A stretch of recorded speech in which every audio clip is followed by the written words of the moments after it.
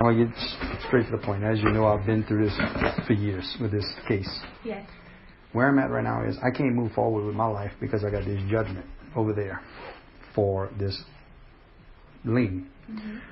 The judgment is for attorney fees because they said I didn't have a reasonable cause for filing my lien, and the judge is saying this was all done illegally. So, put yourself in my shoes. I feel like Mr. Trump. I hired Cohen to handle a matter, and he did something that was illegal. That's why you hire lawyers. They handle matters like that, regardless if I instruct them to do it, whatever. Same thing with my deal. I came to this firm, to Jeff Landry first, as a cousin, saying, hey, I need your help. And he was with this firm. Took my case. It's a problem. I need some help. Now what I'm learning is the judge mentioned something I didn't quite understand what he was talking about a while back. He said, Mr. Russo, this is all to do with a lien that was filed illegally. So I'm looking at him like, what you mean, a lien that was filed illegally? And from what I understand is, and I think I'm starting to understand, is at the very beginning, this whole thing started with Robin and Jeff filing a lien on my behalf, filing a lien against the drainage district and the police jury. So we litigated the whole thing. On the back end, later on, I'm going to the court trying to get it with evidence and all, and the judge says, look, this was all to do with a lien that was filed illegally. And then it's like, okay, I have a judgment on me because of two attorneys that did something, a certain method that's considered by the court as illegal. Who's your judge? Judge Ritchie, David Ritchie. So my point at this point is, I don't know any other way to clear my name. I went to Robin, even though Robin took the case from here, whatever the agreement was between her and the firm that she had to take the case. The thing was, I would say it was a mess. I didn't understand at the very beginning. And then what I'm understanding, I'm thinking back of what was going on at the time. The first how many court hearings, she tell me there's no reason for you to be there. It's just attorney things you won't understand. I'm starting to wonder that whole time, all those first hearings was to do with the lien. And that the truth is that the lien was improper or illegal. So where I'm at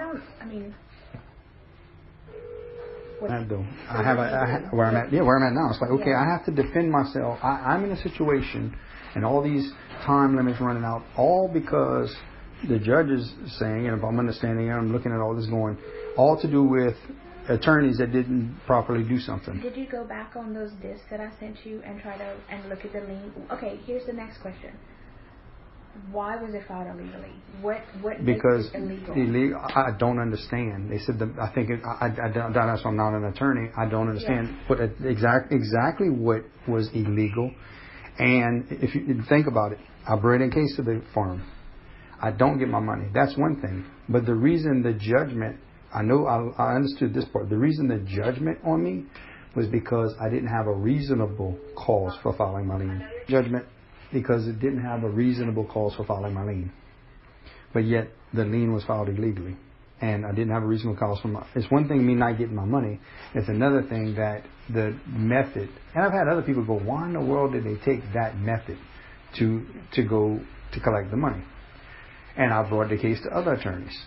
The thing is, talking to other attorneys, they said, Billy, it would cost a fortune to get our head wrapped around what had happened, to get your head wrapped around everything. And what information you had back then, and how much, and all this new information you got now. And so my thing is I got these judgments. You know how hard it is to move forward in life with judgments? Yes. Now back then, I crashed financially, or else we were going to have to walk. Before that, Jeff came to me, that was the last meeting I had with Jeff Landry. You give us, instead of 15% and $150, you will drop the hourly rate, you give us 40%. I'm sorry, I just didn't catch that. I'm listening. You give us 40%. And I didn't agree to that. Then the bill went from $15,000 to $80,000 within a short period of time, within months. It was only how many months. And I did the math. There ain't enough hours in a day, working hours to put in 40 hours a week from that time I had the meeting till the time I went to $80,000. But still, that's where the bill was. So I had to sign over that money. So the point is, I haven't been trying to really buy anything. Now I'm trying to move. I'm trying to do things, and I was like, I can't. I've got these judgments over my head. And I hate to say this, but I got my back against the wall over, and I want you to understand, I hired Robin again. Robin signed a contract with her. First I went to her, showed her the evidence I now had, and she's looking at it all goes. She emails me, you need to file something by this date. It's going to have to be filed. A couple months later, she signs a contract with me. Clock comes around. As she's representing me, she puts a petition together to do what she has to do before this date. That date comes and goes. Nothing's done. She emails me, tells me we have to file it to annul the judgment. The email shows the law to annul the judgment, 2004 or something, whatever. I got the email. To annul the judgment. She puts the petition together. The petition she put together has October blank. She didn't put the date of 2017. It needed to be filed by. Date comes and goes. So Robin, you told me, okay, we got to do this. Doesn't happen. Clock keeps ticking. We can go at it at this angle, not that angle anymore. We go at this angle. So then that time comes around, like, okay, when are we going to do it? This clock's ticking. So I said, okay, I was in court less than 3 years ago. We have to do something in the court to keep the abandonment, so we don't abandon the case, because they brought me to court to put a restraining order on me, and they brought me to put a restraining order not to allow me. The only reason the restraining order is not to allow me public records, which is so unconstitutional. It's crazy. You're not going to allow a citizen into public records. And would not let me go to a police jury meeting to discuss this project. So, and a police jury meeting, not so much just a drainage district, a total different body. So, they put the restraining order on me. What Rusty did over there, he brought me to court with the restraining order on the old docket number. He had res judicata. So he reopens the case. Now you think about it, the only reason he done that was to bring me before the same judge. Yeah. But he reopens the case. So I look at Robin. I said, look, Robin, the case has been reopened. He reopened the case. I said, but the 3 years of abandonment are around the corner. So she files a motion to dissolve, or whatever the word is, dismiss the restraining order. Oh, and the reason she did it, because she wanted to at least file something in the courts. That way the case was not abandoned. That was really the main reason. Well, right before that, I start showing her the things like, okay, we're getting ready for the court. Look at this. She gets furious at me, blows a fuse. And I mean, snaps. She says, you know what? And all I did was go through the evidence and information and all. Say, put this nice email together, like showing the fraud and showing like, hey, we're going to court now. We need to unravel everything that was done. You know, mad. Whoever's helping you, or I want to know who it was. It's none of your business who helped me put the email together. It's just that's the facts, and it's nothing to do with you. It's to do with him. Like, what are you so mad at me about? And this is what was discussed. I've done it for you. Right, I've done it all for you. Screaming mad. So where she says, you know what? You can fire me. I said, Robin, I refuse to fire you. Before the phone call, she said, well, you know what? I quit. I'm filing a motion to withdraw as counsel. A pending motion. There was a pending motion before the court. A court date set. I hired another attorney. The plan was, and I have it on record, that we were going to get somebody from this office to testify to the fact that we didn't have all the information. That information, even though it was asked for during discovery, was never produced to this firm. So the idea was, I said Jeff Landry was the other attorney. He would know, but for some reason Jeff Landry's off limits. Can you talk to Jeff about this? I said, so the next thing was someone from this firm that can, the file, and you say, we don't, this new stuff, unless Mr. Broussard bring it to us and look at this after the deal, but because Robin was still at this office, but that old file, that evidence was not there. But it's evidence that shows. Look at the discovery request. And even at the point, I thought about that a lot after, when you would bring it to our attention, like, that we didn't have it. The point is even if I didn't know what the document was, if you would have showed me and said, do you recall seeing this document? Mm-hmm. I would have either said yes or no. Right now, I have no idea. Yeah, exactly. But if you would call me in there today, my answer would be, I personally provided Mr. Broussard with everything on our file. I literally put CDs and we transferred and gave you everything. Right. So at some point you would have seen it. Exactly. And you still have it. Right, and I tried, and I still have the disc that y'all gave me with Galloway, where Robin, I gave it to Robin when she was a representative. But the thing is here I am, which the court's saying, hey, this is all to do with some attorneys that did something illegal, and that's why you got this judgment on you. Now, so you're right. I can go there and say, look, it's just not there. Me, Billy Bruce, or not an attorney, saying, look, the evidence was not there. But the thing is it was some witness to where you could. They said, here's all this new evidence. You, as this firm, look at the file. Was this information provided to you? No, it was not, because I'm looking at the file and I'm looking at this. This is the file. Or I can print y'all the file, give it to y'all just like I did Mr. Broussard, and you go through it to see that it's not there. And this is the deal. This information that I had is smoking guns to the evidence. Which is obviously the reason why we didn't have it. Right. So, and the judge kept saying, there's nothing in the record to show that this additional money was from Mr. Broussard. Now all of a sudden we got this information that all this additional money they went and asked for was for contract work and all this stuff. It would have never, then it proves I had a reasonable cause for filing my lien, and it proves that the attorneys didn't do nothing illegal. The problem I got though is, this firm or Robin doesn't want to fix it. They just want to say, you know what? Good luck. And I got these judgments on me. So between me and you, I'm as respectful and as nice as you've been to me, but I have to ask to move forward. I'm going to have to make a claim against this insurance that for this firm for malpractice and Robbins for malpractice, because I didn't do nothing illegal. Same thing with Trump. He just hires somebody and says, handle this matter for me. Yeah. So the point is I've been begging and saying, look, y'all didn't even do anything illegal. The firm didn't have the information, but now I have it. I've done the work to get the information, jumped through many, many hoops to get it. I mean, and that's the thing, though. I wonder why he's saying it was filed illegally. That Robin would know. Robin would know, and Jeff would probably know. But the thing is I was never told. Robin never told me that it was because of the improper lien.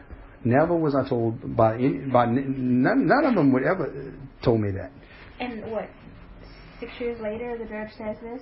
The judge tells me in court, because he's looking at me and goes, Mr. Broussard, this is all to do with that lien that was filed illegal. Like, you're claiming what you're coming to me with and what the matter that was before the court. I understand what you're trying to accomplish, but that under that document number, that's res judicata. But that was to do with a lien that was filed illegally. So I'm with legislators right now, go and have meetings with the legislative auditor. Got all these people, even senators now. I got hard lobbyists to help me. And they go, different ones that go say, oh, this was litigated. That was litigated. What was litigated? A lien that was filed illegally. Has nothing really, what my claim is, Robin asked for the court to rule the four corners of the contract. What was the scope of work? The judge says, I'm going to say it was all the hurricane debris. Well, now the state's going to have to come through and the feds and say, the only thing eligible is what he bid on. And because that was their scope of work. All this additional work, after he bid on this, we came and we approved additional eligible work and gave obligated additional money for the contractors to do this work. But they didn't give the money to the contractor. But the courts never thought that money had nothing to do with me. The court transcript judge said that money has nothing to do with you, Mr. Broussard. Because if proving that the money has something to do with me proves I didn't file an illegal lien. The problem is like you said, trying to get another attorney to get their head wrapped around it's impossible. It costs a fortune. So why do I have to go pay someone $50,000 to get their head wrapped around it when this firm can say, we didn't have the information at the time, we now got it, and it proves we didn't do anything illegal, and it was a lien filed in good faith that we had reasonable cause for filing the lien. But the problem is, Robin, bottom line, her marijuana deal went to hell. From what I read in the news, that marijuana deal that she's been doing, part of it anyway, if that's the same group. Robin. She's trying to, legalize marijuana? No, she's the one working for the firm that's got the marijuana deal through, she was working for not the college at UL. You didn't hear that? No. Southern State University. There's LSU and then Southern. I know the colleges. I don't know. You didn't see in the news how that whole thing, a local Lafayette firm had got the marijuana deal to do for Southern, and they just had to... Maybe I didn't pay attention that it was she's the attorney. And then you know what the guy in Baton Rouge said? This whole thing was the biggest train wreck. But she was... But the thing is, so my point is she was really busy with that when this was going on. That petition, he saw the petition, he showed me, he's the one who gave the petition. It's supposed to be filed by this date. Let the clock run out. It's like, Billy, to represent you, he said, I keep having to give you bad news, but they let the clock run out on all these different things. So right now I have him as an attorney in case I can get something, just to be able to have an attorney to do something if I need to with the state. So he told me in this matter of me having to do what I'm having to do right now, if I'm going to have to make a claim to see if the insurance companies can make this wrong right. He said, I'm not representing you. I didn't hire him to represent me in that matter. Okay, so tell me, did your cell number change? What is it? No, 316-6193. So the reason I'm here is to tell you what's going on, to tell you that there is a way to fix it. And Robin, I thought was going to do it. She just let me hang again. So what I'm here to say, I'm going to have to get y'all insurance carrier for your malpractice insurance. So the same thing we have to do with her. We need to investigate the wrongful filing of this lien? That and the insurance company have to do it. So it's my understanding, I did talk to another lawyer that said you just go ask them for their malpractice insurance and legally they have to give it to you. And again, I'm not the attorney. You might have to file a claim against us, so we can easily come in and right. So basically at this point we're the defense. Right, that's what I told Jeff. I texted Jeff, I said, you're just as much as a victim as me. You're the one filed it. They put the judgment on me, but so the point is to clear everybody's name. If you bring us in, then we just come in like any other case and we defend ourselves. You defending yourself defends me and defends everybody. But that's what I've been begging, and it proves. And y'all can say we didn't. Here's the file. What we got. Here's this new information. This is the evidence to support. First of all, we can the case he reopened on the same docket number, so it's not res judicata. He reopened it, and you know what I think can happen is y'all can then say because of the politics behind this whole thing, and there's some offensive things that Robin said probably that'll really tick off the judge that I got. That bottom line, I think it would be very better off. That I think then the firm will find a way to recuse and get the case moved. Because at that point, because they're going to have to say, y'all, this is the illegal things y'all done. So in that, and it's going to be, but the thing is, nobody wanted to foot a fight. It's like, we don't want to bug the system. But the system is what it is, and that's where I'm at. But I have to, that's the only way I need in order to do it. And someone told me, and it's based upon a contract too. I had a contract with y'all. That contract has not been 10 years of expired. Your Honor, you said this was all to do with a lien that was filed illegally. That was 2015. I said you said this was all a lien that was that was filed illegally. And then I said, well, I didn't file that lien. I said, Jeff Landry filed that lien. So he and I said that on purpose because he was running for Attorney General at the time. I said, Jeff Landry filed that lien. And I'm going, Your Honor, there's witnesses. The witnesses I subpoenaed, Jeff Landry, Robin, they all backed off of waiting. Jeff said, at first I said, Jeff, give me an affidavit that you did not get this information. Billy, not a good time, but look, subpoena me because I can't lie under oath. I subpoenaed him and then there's a letter he wrote. There's some excuse why he couldn't come to court. So the point is they just again let me hang, and I was sitting there by myself going, Your Honor, we didn't have all this information. You're making frivolous claims. Bottom line, you're accusing the parish of fraud. I'm saying, Your Honor, you never seen it. Look at this. Look, and he didn't want to look at it. Right, you ruined my life, and then I get the evidence that these certain people colluded and lied about all this, and I can clear my name, and you won't let me, and you put sanctions on me saying I'm making frivolous claims. Okay, this is what I'm going to do, which is all I can ever do for you, and I'll do it. I will just take this to Tiger. I will tell him what we discussed. At this point, we still have your file. We have everything in the system. We can go on the court's website. We can look up stuff. We can maybe see what's been going on all this time. And then whatever he chooses from there. He can either call you and say, go ahead, file what you've got to file. Or he can say, this is what we're going to do. Or he can say, I don't know. That's the two choices. Right. The two choices. He says, we're not doing anything, which makes you have to do what you have to do. Or he'll say, we'll do this. And it's my understanding legally he has to at least give me the malpractice insurance. That's my understanding. Talking to another attorney, he said you have to give you that. It's part of the whatever that you. So and trust me though, I'm telling you all this because I want you to understand. There's a way to fix it. You come every single time something has happened. the last time you came, you had a deadline. I've passed that along, and it was like, I don't know. Mm-hmm. Or he doesn't even really respond. Right. When I send him emails, the couple of times I've gone to him and said, and he was like, I'll have to go with Robin. But what happens between after that, I don't know. Right. You know, I mean, who knows what goes on. Yeah, but I do need, if not, I'm just give me the malpractice insurance, I'm going to make a claim. And they can look at the file and say, yep, this is what the court says, and this, it was a lien that was filed improperly. And bottom line, now, you know, and they didn't get your money, what you hired them to do, because of the method, and then the method they took cost you judgments. You know what I'm saying? It's one thing not to get the money. There's another thing I get judgments because the method they took was improper.